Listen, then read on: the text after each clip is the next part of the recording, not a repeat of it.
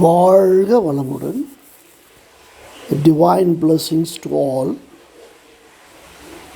Young budding Dr. Sivanesh, doing his Siddha medicine, is sharing his views about the theory of space, how space is evolved into mass, and the mass is trying to make our material life based on the imprints and the flow with which it moves back into space. Presentation is by Mr. Pranav Manila. Pranav's your introduction college student. Pranav is like a student of BSMS, third year. In North right? North. Hi, welcome to you. Newton's reduction opposite gravity law.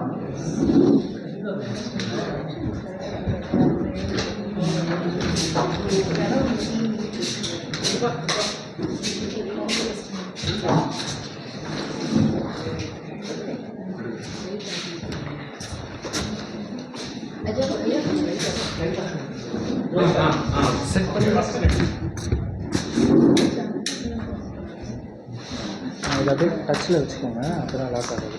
அப்படியே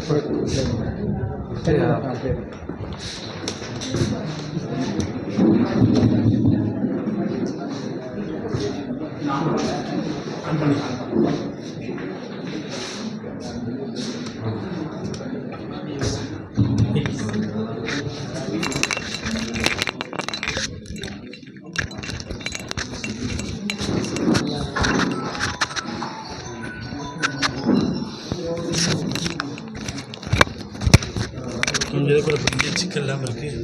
ஒன்று மட்டும் நிறைய தேவைப்படாது. நம்ம பேசுகிற சட்டத்துலேயே நல்லாவே கேட்கும். ஒன்று போதும், நம்ம பேசுகிறது கேட்கும். போதும், ஒன்று போதும்.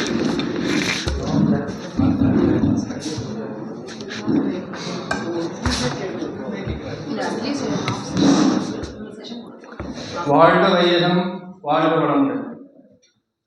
Greetings to one and all present here.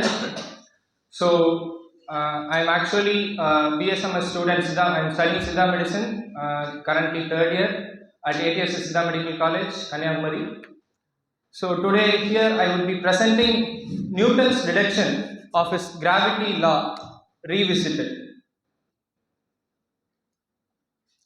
So, as we all know, by the time around 1660s, Newton came to recognize a gravity force by observing an apple falling from the tree.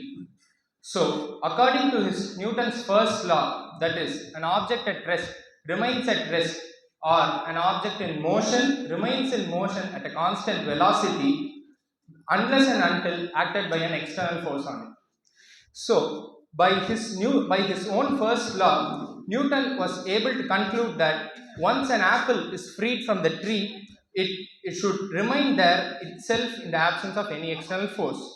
The fact that it accelerates down to the ground concludes that there is a force and there is an existence of a force on the falling apple, which he named it as gravity. So, considering his own ideas with Kepler's laws of planetary motion, Newton was able to deduce a formula for the magnitude of gravity of force between sun, which is represented by capital M, and planet small m going around the sun, which he gave it as F is equal to g mm by r square, where he considered g as the proportionality constant. So now let us see. Here in this presentation, we are going to give a different approach by showing that g is not a constant but a function of r and t, where r is the distance between the two objects and t is the epoch, that is the time period when the constant g is measured.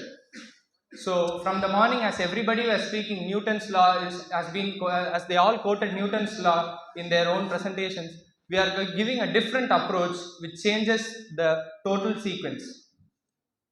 So first, let us all recall Newton's direction of his law of gravity. So first, Newton considered a planet of mass m revolving around the sun of mass capital M in a nearly circular orbit of radius r, with an constant angular velocity omega with a time period t. So in mere physics or the school day physics, we know that angular velocity omega is equal to 2 pi by t. So now then Newton calculated centripetal force acting on the planets for its circular motion and wrote it as F is equal to mr omega square, which he substituted omega in the same formula and wrote F is equal to 4 pi square mr by t square. So as we all know, according to Kepler's third law, that the square of the orbital time periods is directly proportional to the cube of the semi-major axes.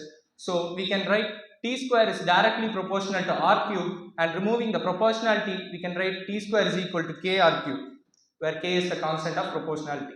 So substituting that t square is equal to k r cube in the above formula, Newton got the force as F is equal to 4 pi square by k m by r square.